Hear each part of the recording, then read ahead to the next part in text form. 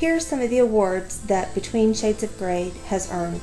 I highly suggest this book, and I learned many things that I did not know about Lithuania and Russia in World War II. Between Shades of Grey, historical fiction book trailer by Dana Adams. The Worth of a Human Life. They were taking Jonas, my beautiful, sweet brother who shooed bugs out of the house instead of stepping on them, who gave his little ruler to splint a crotchety old man's leg. "Mama! Lena!" he cried, flailing his arms. "Stop!" I screamed, tearing after them. Mother grabbed the officer and began speaking in Russian, pure, fluent Russian. He stopped and listened. She lowered her voice and spoke calmly. I couldn't understand a word. The officer jerked Jonas towards him. I grabbed onto his other arm. His body began to vibrate as sobs racked his shoulders. A big wet spot appeared on the front of his trousers.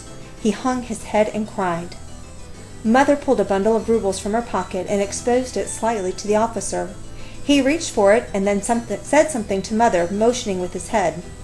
Her hand flew up and ripped the amber pendant right from her neck and pressed it into the NKVD's hand. He didn't seem to be satisfied. Mother continued to speak in Russian and pulled a pocket watch from her coat. I knew that watch. It was her father's and had his name engraved in the soft gold on the back. The officer snatched the watch, let go of Jonas, and started yelling at the people next to us. Have you ever wondered what a human life is worth?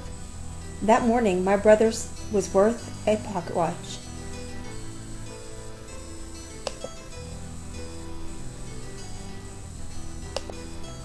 Lena is a normal girl in Lithuania in 1941 with an older cousin she adores. Jonas is her little brother. Lena's father works at the university, and he encourages her to apply for art school. This is Lena's greatest dream. Then, in June 1941, the Russians herd Lena and her family into freight cars on a train. Her father is separated from her family, and they travel 6 weeks in squalor on the train. Here's a map of Lena and her family's journey. The first stop is the furthest south on the map. On the train and in the first work camp, Jonas becomes friends with Andreas. Lena struggles to get along with them until she learns how the Russians have treated his mother. Lena develops a hatred for the NKVD officers that constantly ridicule and abuses the people in the work camp. Lena, her mother, her brother, and all of the campers work hard for long hours with little food.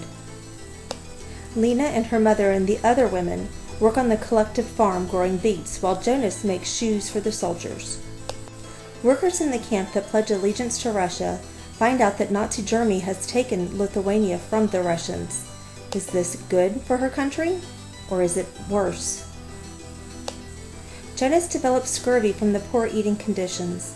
Andreas and the other Lithuanians that rode on the train with Lena's family pulled together to feed Jonas fruits and vegetables. He does recover, only to develop scurvy a second time. Lena, her brother, and her mother are separated from Andreas and sent to a new work camp in the Arctic Circle. They must build their own shelter out of scraps after building the NKVD headquarters, bakery, and barracks. One of the fellow workers is convinced that the Americans will rescue them, and an American ship does appear and drops off supplies, but Lena and the other workers are hidden from the Americans.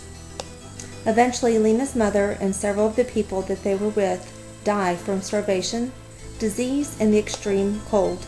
How can Lena save herself and her brother? How can they reunite with Andreas? And can they return to Lithuania? Many Lithuanians were allowed to return from the work camps after 15 or more years. They were sworn to secrecy and threatened to be returned to work camps if they spoke of what had happened to them and their treatment.